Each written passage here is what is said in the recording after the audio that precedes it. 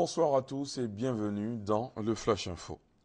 Elle marque l'entrée en carême des catholiques. La messe du mercredi des cendres a été observée aujourd'hui dans plusieurs paroisses.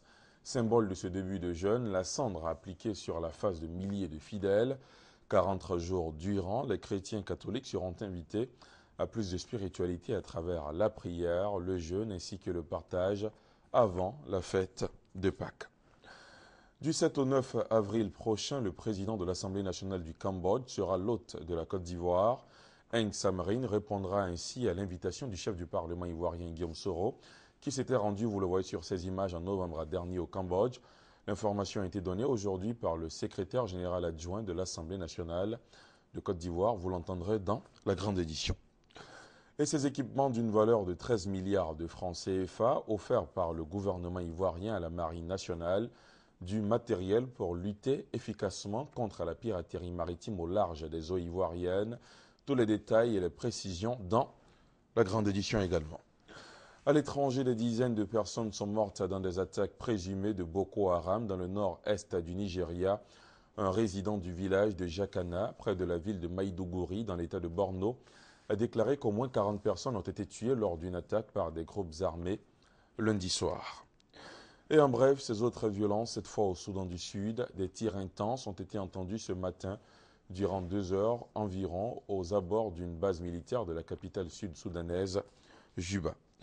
En Égypte, le maréchal Abdel Fattah al-Sisi, chef des forces armées égyptiennes, a implicitement confirmé sa volonté d'être candidat à l'élection présidentielle. En effet, le maréchal a déclaré qu'il ne pouvait rester sourd aux demandes de la majorité des Égyptiens.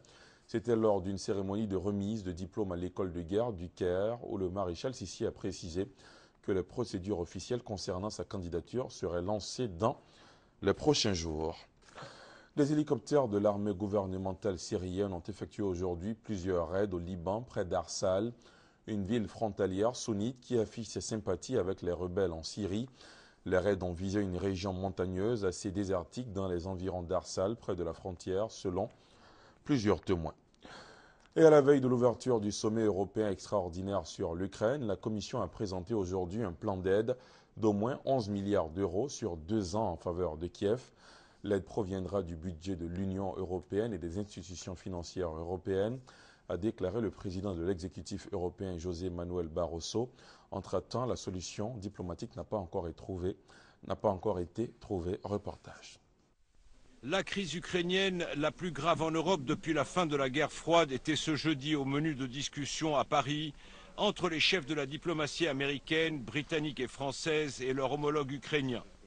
Washington, Londres et Paris prônent une désescalade tout en maintenant la perspective de sanctions contre Vladimir Poutine s'il ne s'y engageait pas.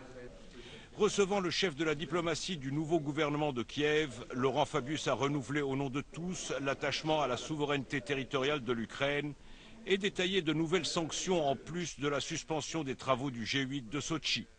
L'Allemagne et la France qui travaillent ensemble, vraiment la main dans la main, ont mis au point une espèce de proposition de plan de sortie et on va voir si il est accepté qu'il soit discuté. C'est-à-dire un gouvernement d'union, c'est-à-dire évidemment le fait que les Russes se retireraient, le fait que s'il y a des milices extrémistes, elles seraient dissoutes, et le fait que la Constitution de 2004 s'applique et qu'on aille vers une élection présidentielle.